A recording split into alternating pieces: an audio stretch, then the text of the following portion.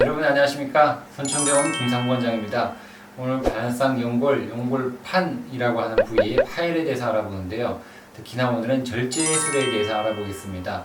절제술이라고 그러죠. 환자분들이 많이 물어보죠. 절제를 하면 연골이 없어지니까 관절염이 더 오지 않겠느냐라고 이야기를 하시는데요. 맞는 말이에요.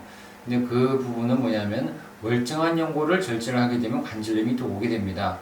그래서 우리가 절제를 할 때는 불안정하고 안 좋은 부분, 덜렁덜렁거리는 부분을 절제를 하게 됩니다. 그렇게 해야만이 그래도 연골이 더 찌어진 걸 막게 되니까요. 그래서 어떤 경우를 절제를 하는지 좀 볼게요. 연골이 이렇게 있죠. 연골이 이렇게 있는데 이렇게 살짝 찌어진 경우는 우리가 뭐 절제술을 할 필요가 없습니다. 근데 이렇게 찌어진 경우는 안 해도 돼요. 이렇게 찌어져서 요렇게 찌어져요. 찌어서 여기가 덜렁덜렁거리게 되면 이걸 우리 피판 파일이라 그러거든요. 이건 절제술을 해주게 됩니다. 반면에 요렇게 찌어진 경우가 있어요. 이렇게 불안정하게. 이런 경우는 여기에서 피가 통하는 부위예요. 레드 존이라 그러거든요. 이런 경우는 우리가 이렇게 봉합을 해주는 것이 좋습니다. 또 반면에 찌어졌는데 이렇게 찌어졌어요. 이렇게 찌어지게 되면은 우리가 또 절제를 하게 되면 다 없어지잖아요. 그러니까 이런 경우는 봉합을 하게 되거든요. 이런 경우는 우리가 봉합을 한다 라고 이야기를 하고, 옆에서 보면 연골은 또 이런 모양이 되겠죠. 이런 모양이 되는데 이렇게 찌어지는 경우, 수평 파열이 되는 경우는 불안정한 부위는 우리가 절제를 해주게 됩니다. 이렇게 찌어진 경우도 절제를 해주는 게 낫겠죠. 이런 경우는 봉합을 해도 안 되니까. 또 이렇게 찌어진 경우, 이런 경우는 여기를 또 절제를 해주게 됩니다. 그래서 여기 또 찌어진 경우가 이렇게 있어요. 이렇게 찌어진 경우 있죠. 이렇게 찌어진 경우는 화이트 존에 찌어진 경우이기 때문에 우리가 봉합을 하지 않고 절제를 한다 그러죠. 절제와 봉합을 할 때는 잘 보고 판단을 해야 되는데, 근데 요거는 우리가 MRI를 보고 판단을 하게 됩니다. 그리고 외래를 보고 이학적 검사를 보고 판단하게 되는데, 어디까지나 이것은 우리가 추정이에요. 수술하기 전에 절제를 할 가능성이 높다, 봉합을 할 가능성이 높다라고 판단을 하는 것이지, 실제로 들어가서 우리가 관절경 사진에서 연골을 보고 연골 눈으로 보는 게 아니라 실제로 탐식자라 그러죠. 프로브로 여기를 다 만져보고 당겨보고 해봐야만이 알 수 있게 되고, 그리고 관절막의 상태, 그리고 피가 잘 통하는지 등등을 확인해보고 절제술을 하게 됩니다. 그래서 오늘 이야기할 거는 꼭 절제술을 한다고 해서 무조건 나쁜 것이 아니다. 절제술을 해도 좋은 경우는 좋다라는 걸 알고 계셔야 되겠습니다. 자세한 것은 파워포인트 보고 확인해 보겠습니다. 오늘은 발상 연골판 파열이라고 하는데요. 그 중에서도 절제술에 대해서 알아보겠습니다. 봉합술이 아니라 절제술은 연골이 찌어지고 파열된 부위를 잘라내주는 수술을 이야기하죠. 그럼 바늘상 연골판 절제술을 하는 적응증에 대해서 알아볼게요. 왜 그러면 잘라내야 되는지 궁금해하신 분들이 많아요. 괜히 연골을 자르고 나면은 더 안 좋아지지 않을까 많이 고민을 하시는데요. 적응증입니다. 파열의 양상이 좋지 않을 때, 파열의 양상이 너덜너덜하게 찌어져 있으면 이런 것들은 봉합이 안 되거든요. 또 자연 치유가 일어날 가능성이 없을 때, 봉합이 불가능할 때, 봉합을 해도 안 붙을 확률이 더 높을 때 등에서는 절제술을 하게 되는데요. 절제술을 하게 되면 우리가 연골이 양이 좀 작으니까 걱정을 해요. 하지만 연골이 찌어져 있는데 양상이 좋지 않으면 더 찌어진 경우가 많아요. 말려가지고 더 찌어지고, 그럴 경우에는 남아있는 연골마저 더 없어지기 때문에 오히려 더 안 좋다. 그리고 관절염이 많이 온다라고 이야기하거든요. 그래서 이런 경우에는 연골 절제술을 하는 적응증이 되겠습니다. 그럼 절제술은 우리가 왜 하는지, 그리고 수술 수기가 향상이 되었습니다. 옛날에는 뭐 잘 못했죠. 다 여러 가지로 하기도 했는데 관절경적으로 하고 새로운 기구가 개발되었으나, 그래도 아직까지 바늘상 연골 수술을 한다 그러면 80%에서는 절제술을 하고 있고요. 20% 정도에서만 봉합술을 하고 있습니다. 그만큼 절제술을 많이 한다는 것은 이 바늘상 연골이 찌어지면은 잘 안 붙는다는 거거든요.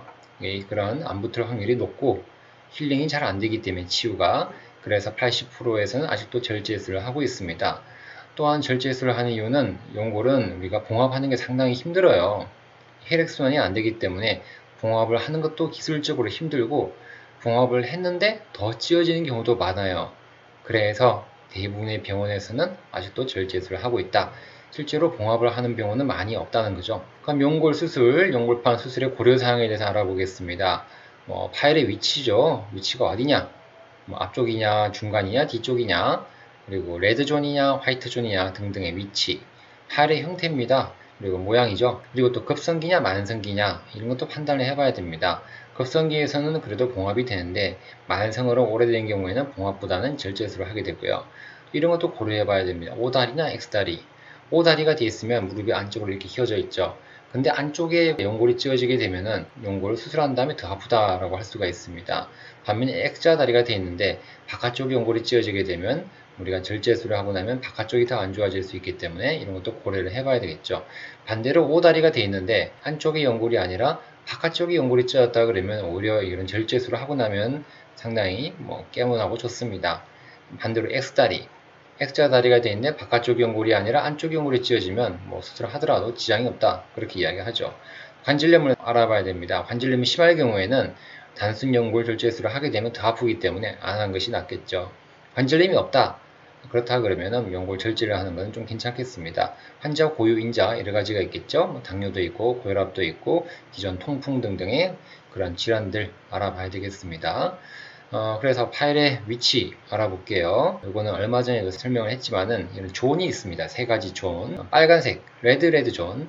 그리고 빨간색과 하얀색이 섞여 있는 레드 화이트 존.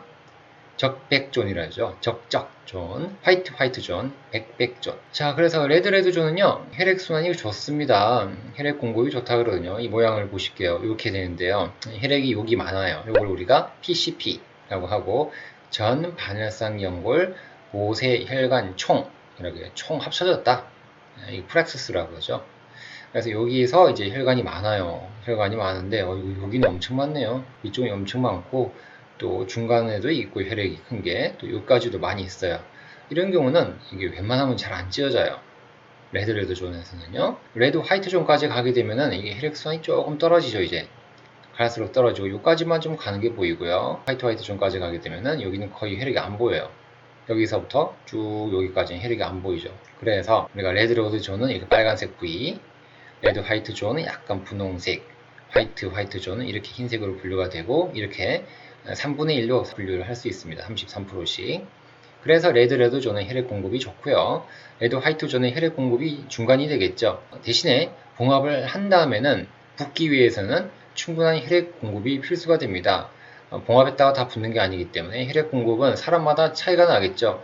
혈액이 많은 사람, 혈액이 적은 사람 이렇기 때문에 여기를 봉합을 하게 되면 붓고 안 붓고는 지켜봐야 되겠습니다.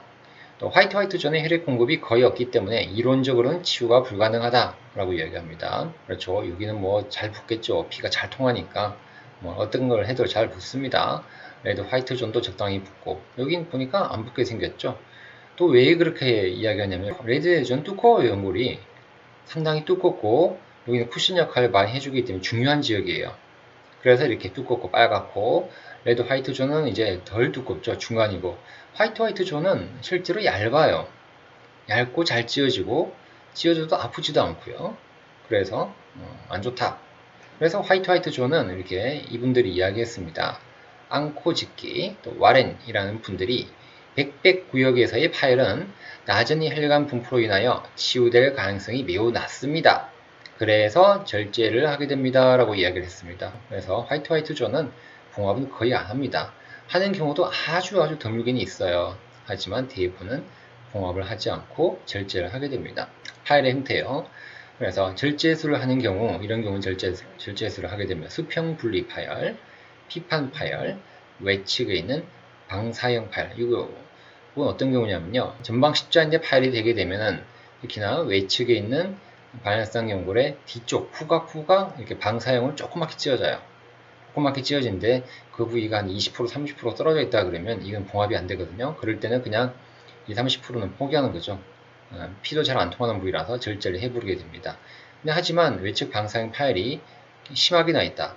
완전 파열이다 그러면 봉합을 해주게 되겠습니다. 또 20mm 이상의 2cm 이상의 파열 이런 경우는 절제술을 하게 되는데요. 사진을 볼게요. 수평 분리 파열이에요. 수평으로 되어 있는 파열이 있는데 이 분리라는 말이 중요합니다. 그래서 수평으로 파열됐는데 분리가 안 된 경우가 있어요. 안전하게 서로가 입을 딱 다물고 있는 경우는 수술 안 해도 됩니다. 이런 경우를 안정적인 파열이다 라고 이야기하는데요. 이렇게 분리가 되어 있으면 뭐예요? 분리니까 불안정하겠죠. 그래서 불안정한 파열. 수평 불안정한 파일은 이런 경우는 봉합해도 안 붙습니다. 절제를 해야 됩니다. 밑에 있는 걸 보통 절제하죠. 이렇게 위를 절제하는 경우도 있습니다. 피판 파열, 이게 피판이라는 건 플랩 테어라고 얘기하는데요. 이렇게 움직이는 거예요. 판이 움직이는 거예요. 이런 덩어리가 왔다 갔다 움직이면서 이런 경우가 여기 있으면 끼어가지고 여기가 아프고요. 이렇게 끼어 들어가서 이쪽으로 들어가게 되면 더 아파요. 뼈 사이에 눌려가지고 통증을 일으키거든요. 이런 경우 피판 파열 절제를 하게 됩니다. 파열의 형태, 절제수를 하는 경우 또 나오죠. 퇴행성 파열, 퇴행성 양동이 손잡이형 파열. 양동이 손잡이는 이렇게 왔다 갔다 하는 거예요. 주전자 손잡이처럼. 복합 파열, 끼어 있는 파열입니다. 요거 한번 사진 좀 볼게요. 퇴행성 파열은 이런 경우죠. 그래서 혈액이 통하지 않죠. 화이트 존, 전형적인 우리가 퇴행성 파열. 화이트 존은 혈액이 안 통하기 때문에 나도 모르게 시간이 지나면 닳아요. 연골이 닳아서 너덜너덜해지고 그래서 나달나달합니다. 이런 경우는 절제를 하게 되겠죠. 퇴행성 양동이 손잡이형 파열, 이렇게 양동이 손잡이 이게 얘가 움직여요. 움직이는데 여기 보니까 벌써 터실터실하죠. 이런 경우는 오래됐다. 퇴행성으로 찢어졌다. 봉합을 해도 안 붙어요. 이게 얇고 면 자체가 혈액이 안 통하기 때문에 이런 경우는 절제를 하게 됩니다. 퇴행성도 절제, 퇴행성 양동이 손잡이형도 절제. 이런 경우는 복합 파열 이렇게 나갔죠. 수평 파열도 있고 피판 파열도 있고 종 파열도 있고 이런 경우는 봉합이 안 됩니다. 봉합을 한다 그러면 이걸 덕지덕지 붙여야 되는데 딱 보더라도 안 붙게 생겼죠. 화이트 존이고 레드 화이트 존 섞여져 있는 경우 끼어 있는 파열 이렇게 이렇게 상당히 끼어가지고 아파요. 이빨 사이에 뭔가 음식이 끼어도 엄청 아픈데 이렇게 뼈 사이에 연골 사이에 이런 덩어리가 박혀져 있으면 엄청 아파요. 빨리 절제를 하셔야 됩니다. 이런 경우는 평생 아파요. 평생 아프기 때문에 이런 경우는 빨리 빼내줘야 만족도도 좋고 관절염도 안 생깁니다. 이런 것들이 움직이게 되면 이 사이 부딪혀가지고 우리 뼈에 있는 연골, 뼈연골, 골연골이라 그러죠. 골연골 손상이 덜 생기게 되겠습니다. 오히려 관절염이 이런 경우는 더 일으킬 수 있기 때문에 이런 경우는 빨리 절제를 하는 게 낫다는 거죠. 감사합니다. 오늘은 반혈성 연골 파열 절제술에 대해서 여러 가지에 대해서 사진과 함께 알아봤습니다. 재밌었죠? 그래서 환자분들이 꼭 물어보는 게 뭐라고요? 왜 절제를 해야 되냐요? 절제를 하는 이유는 덜렁덜렁하고 불안정한 연골을 잘라서 절제를 해서 남아있는 연골이라도 보존을 해서 관절염이 오는 것을 최대한 늦추자 라는 것이 목적이 절제술이 되겠습니다. 물론 봉합을 하면 최고 좋습니다. 하지만 봉합을 하는 것은 이제 연골이 깨끗해야 되고 또 연골이 크고 피가 통하고 하는 부위에 이게 연골이 봉합이 됩니다. 다음엔요. 추가적 절제술의 상황에 대해서 더 분석해 보도록 하겠습니다. 기대해 주세요. 구독, 좋아요는 필수니까 꼭 해주시기 바랍니다. 오늘도 반혈성 연골 파열로 고생하신 분들이 영상을 보고 많은 도움을 받았으면 좋겠습니다. 안녕히 계세요, 여러분.